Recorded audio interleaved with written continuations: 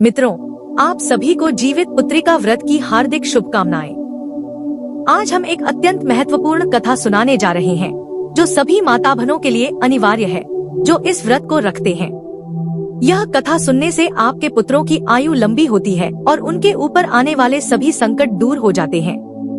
व्रत करने मात्र से सुंदर पुत्र की प्राप्ति होती है और भगवान जितवाहन और जितिया माता आपकी हर मनोकामना पूरी करते हैं। आज हम इस जीवित पुत्रिका या जितिया व्रत की कथा सुनेंगे, जिसे सुनना अत्यंत आवश्यक माना गया है। यह व्रत अश्विन मास के कृष्ण पक्ष में रखा जाता है। सप्तमी के दिन नहाए खाए से व्रत आरंभ होता है और नवमी को इसका पारण किया जाता है। जीवित पुत्रिका का यह व्रत पूरे वर्ष के व्रतों में सबसे महत्वपूर्ण माना जाता है। इसका उद्देश्य है पुत्रों की आयु में वृद्धि और उनके जीवन में आने वाले सभी संकटों को दूर करना।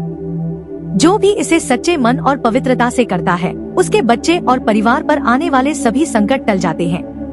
अब कथा का आरंभ करते हैं। नर्मदा नदी के किनारे एक विशाल पाकड़ का पेड़ था और उस पर एक चिलर चिड़िया का घोंसला था। उसी पेड़ के नीचे एक सियारिन अपनी खो में रहती थी।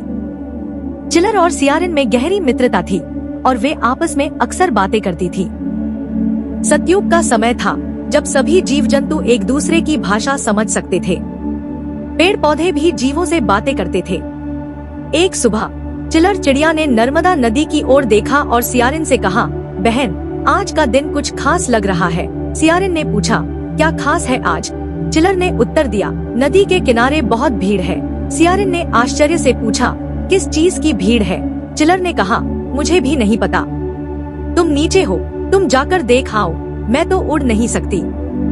सियारिन ने डरते हुए कहा, यदि मैं मनुष्यों के बीच गई तो वे मुझे मार देंगे। मेरा क्या हाल होगा, यह सोच भी नहीं सकती। यह सुनकर चिलर ने खुद जाकर देखने का निर्णय लिया। चिलर उड़कर नदी के किनारे पहुंची, जहां बहुत सारी महिलाएं नदी में स्नान कर रही थी। कुछ महिलाएं पूजा कर रही थी। वहीं एक वृद्ध महिला बैठी थी। चिलर ने उस बूढ़ी माँ से पूछा, माँ, यह कौन सा व्रत है जो इतनी महिलाएं एकत्रित हुई हैं? वृद्धा ने उत्तर दिया, यह जीवित पुत्रिका व्रत है, जिसे जितवाहन व्रत भी कहते हैं। इस व्रत से पुत्रों की लंबी आयु होती है और मरे हुए बच्चे भी जीवित हो जाते हैं। यह व्रत संतान की रक्षा के लिए किया जाता है। यह सुनकर चिलर चिड़िया बहुत प्रसन्न हुई और उसने निर्णय लिया कि वह भी यह व्रत करेगी। वह तुरंत अपने पेड़ के पास लौटकर सियारिन को यह बात बताने लगी। सियारिन ने कहा, अगर यह व्रत इतना फलदायी है तो मैं भी इसे करूंगी। चिलर ने चेतावनी दी, तुम्हारा पेट बड़ा है और मांस खाने की आदत है, कहीं ऐसा न हो कि तुम व्रत तोड़ दो। सियारिन ने विश्वास दिलाया, नहीं बहन, मैं इस व्रत को अवश्य पूरा करूंगी। बेचारी चिल्लर रानी ने गंगा में स्नान किया और व्रत रखा। उसने अपने घोंसले में दाने जमा किए और अपने बच्चों से कहा, बेटा, आज व्रत का दिन है, इसलिए मैं तुम्हें अपने चौथ से भोजन नहीं करा पाऊंगी। तुम्हें खुद से खाना होगा, क्योंकि अगर मैंने तुम्हें भोजन कराया तो मेरा व्रत खंडित हो जाएगा। दूसरी ओर सियारिन ने इधर उधर से मांस और मदिरा खाई और वापस अपने खोडर बिल में चली गई। रात बीत गई और जब सुबह हुई, दोनों ने गंगा में स्नान किया और पूरा दिन उपवास रखा। शाम को सभी औरतें पूजन कर रही थी और चिल्लर व सियारिन छिपकर कथा सुनने लगी। पंडित जी कथा सुना रहे थे और चिल्लर रानी आनंदित होकर कथा का पूरा रस ले रही थी।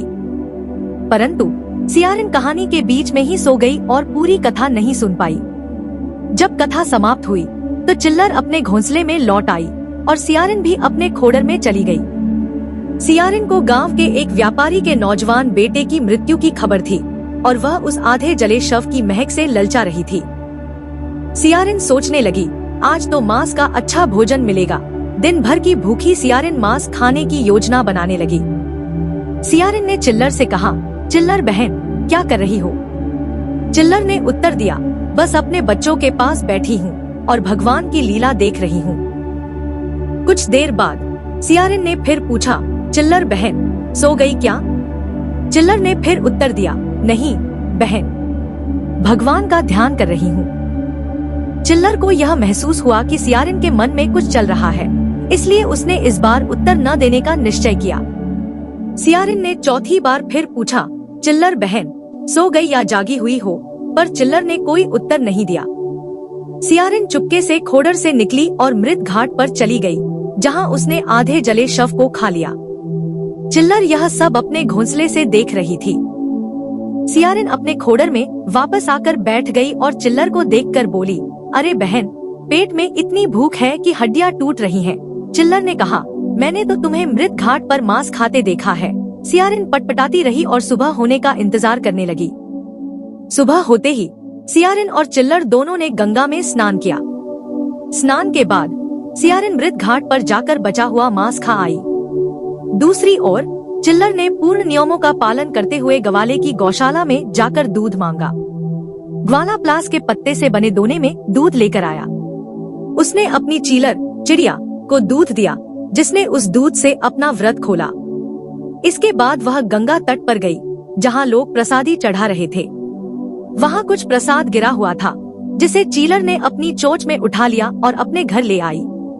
वह अपने बच्चों से बोली, आओ बच्चों, तुम्हारे और अपने लिए भोजन लाई हूँ, खा लो। उसने अपने बच्चों को वह भोजन खिलाया और आराम किया। समय बीतता गया और कई वर्ष इसी प्रकार बीत गए। जब भी जितिया का व्रत आता, चीलर और उसकी सखी सियारिन दोनों व्रत रखती। चीलर हर बार अपने व्रत को सही विधि विधान से करती, लेकिन सियारिन हर बार व्रत खंडित कर देती थी। समय बीतते बीतते एक दिन चीलर कहने लगी, बहन, मेरा अंतिम समय आ गया है। मैं अपने प्राण त्यागने के लिए गंगा में डुबकी लगाऊंगी। सियारिन ने कहा, मैं भी अपने प्राण त्यागने के लिए गंगा में कूदूंगी। जब सियारिन गंगा में कूदने लगी तो बोली, हे गंगा माता, मैं अपने शरीर को आपके जल में त्याग रही हूँ, लेकिन कृपया मेरा अगला जन्म एक राजघराने में हो। मेरा विवाह किसी राजा से हो और मैं राजा की पत्नी बनूं। इसके बाद चीलर ने कहा, हे गंगा माता, मैं भी अपने शरीर का त्याग कर रही हूँ, लेकिन मेरा अगला जन्म एक व्यापारी के घर में हो और मेरा विवाह एक मंत्री से हो। दोनों ने अपने प्राण त्याग दिए और पुनर्जन्म में दोनों एक ही व्यापारी के घर में जन्मी। सियारिन का नाम शीलावती और चीलर का नाम कपूरावती रखा गया। शीलावती बड़ी थी और कपूरावती छोटी। समय के साथ दोनों बड़ी हुईं और उनके पिता ने उनके विवाह के लिए वर खोजने शुरू किए। शीलावती का विवाह एक राजा के बेटे से तय हो गया और कपूरावती का विवाह मंत्री के बेटे से। दोनों का विवाह हो गया और वे अपने अपने ससुराल में रहने लगी। कुछ समय बाद कपूरावती ने एक पुत्र को जन्म दिया और शीलावती ने भी संतान को जन्म दिया, पर उसकी संतान की मृत्यु हो गई। कपूरावती के 7 पुत्र हुए, जो सभी जीवित रहे, लेकिन शीलावती की सभी संतानों की मृत्यु हो जाती थी, जिससे वह बहुत दुखी रहती। शीलावती जलन से कपूरावती के 7 पुत्रों को मारने की साजिश रचती है। उसने सिपाहियों से कहा, कपूरावती के 7 पुत्रों का सिर काट दो। सिपाहियों ने कपूरावती के 7 पुत्रों का सिर काट दिया, लेकिन जितिया व्रत की कृपा से वे सभी पुत्र जीवित हो गए। शीलावती ने कई बार कोशिश की, पर हर बार कपूरावती के पुत्र मरने के बाद भी जीवित हो जाते। धीरे धीरे समय बीतता गया। एक दिन शीलावती ने क्रोध में आकर कोप कक्ष में जाने का निर्णय लिया। राजा ने पूछा, रानी, क्या हुआ? आप इतनी क्रोध में क्यों हैं? शीलावती ने कहा, हे राजन, यदि आप मेरे कहे अनुसार नहीं चले तो मैं अपने प्राण त्याग दूंगी। राजा ने वचन दिया कि वह उसकी हर बात मानेगा। शीलावती ने कहा, मेरी बहन के 7 पुत्रों को मारकर उनके सिर मुझे दे दीजिए, तभी मैं अन्न जल ग्रहण करूंगी, नहीं तो मैं प्राण त्याग दूंगी।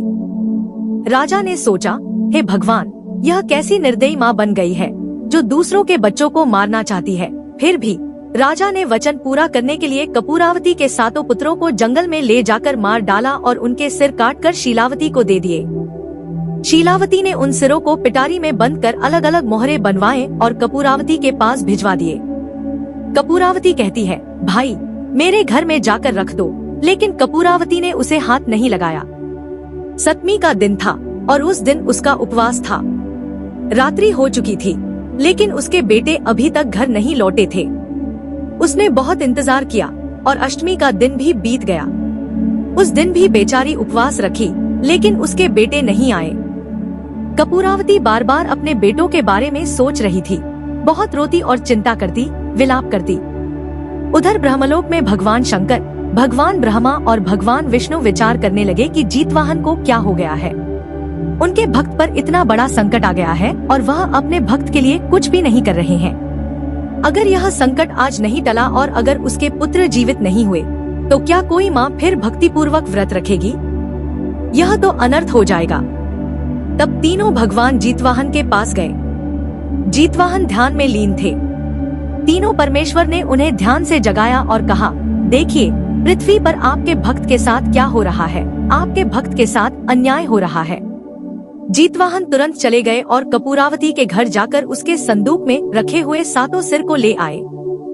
वे उन सिरों को वन में ले जाकर जोड़े और उन पर अमृत जल छिड़क दिया, जिससे 7 पुत्र जीवित हो गए। 7 पुत्रों को जीवित करने के बाद भगवान जीतवाहन स्वयं उन सबको घोड़ों पर सवार करके कपूरावती के घर ले गए। कपूरावती बहुत चिंतित थी कि रात्रि बीत गई और मेरे बेटे अभी तक नहीं आए। तभी दरवाजे पर दस्तक हुई।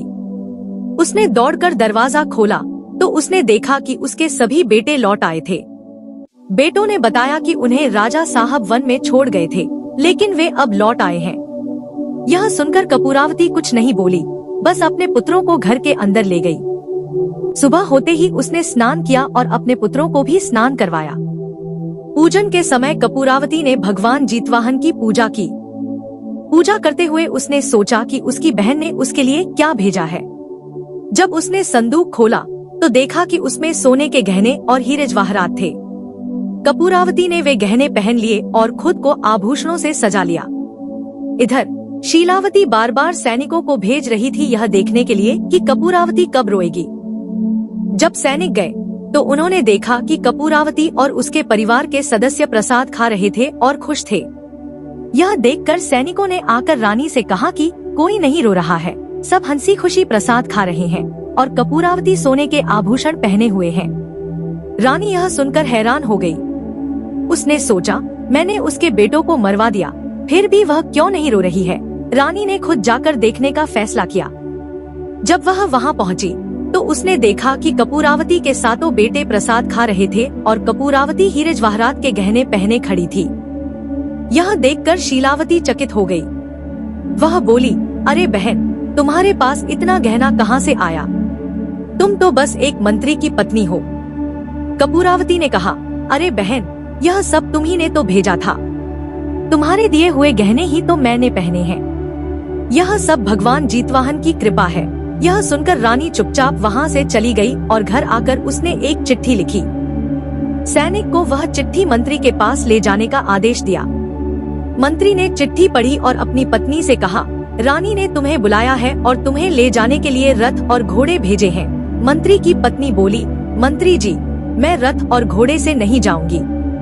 मैं एक साधारण मंत्री की पत्नी हूँ, न कि राजा की रानी। मैं पैदल ही जाऊंगी। वह पैदल ही गांव के पश्चिम में नदी के किनारे पीपल के पेड़ के पास पहुंच गई और वहां बैठ गई। थोड़ी देर बाद रानी भी वहीं आई।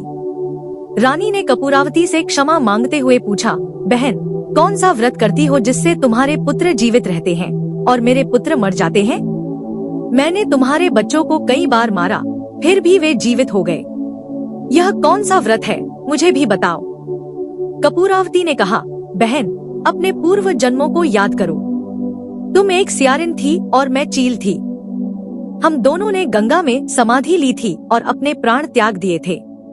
मैंने कहा था कि मुझे अपने पूर्व जन्म की याद रहे और तुमने कहा था कि मैं राजा की रानी बनूं। इसलिए तुम्हारा बच्चा मरता है क्योंकि तुमने व्रत खंडित किया था। मैंने व्रत पूरी श्रद्धा से निभाया था और यही कारण है कि मेरे पुत्रों की आयु लंबी है। शीलावती ने कहा, बहन, मुझे भी इस व्रत की विधि बताओ। कपूरावती ने बताया, हम कुश की कीर्ति बनाते हैं, जितवाहन की पूजा करते हैं और फल अर्पित करते हैं। पूरे दिन और रात निराहार रहते हैं और किसी भी प्रकार का अन्न ग्रहण नहीं करते हैं। इसी वजह से मेरे पुत्र मरकर भी जीवित हो जाते हैं। शीलावती ने कहा, ठीक है बहन, मैं भी यह व्रत करूंगी। समय बीतने पर जब अश्विन मास आया तो दोनों बहनों ने गंगा में स्नान किया और नियम अनुसार व्रत रखा। व्रत तोड़ने के बाद उन्होंने जितिया व्रत की कथा सुनी। धीरे धीरे समय बीतने पर शीलावती को भी संतान प्राप्त हुई और उसकी संतान जीवित रही। कपूरावती को भी एक और पुत्र हुआ और सब संतानें जीवित रहीं। कपूरावती को 8 पुत्र हुए और शीलावती को 2 पुत्र।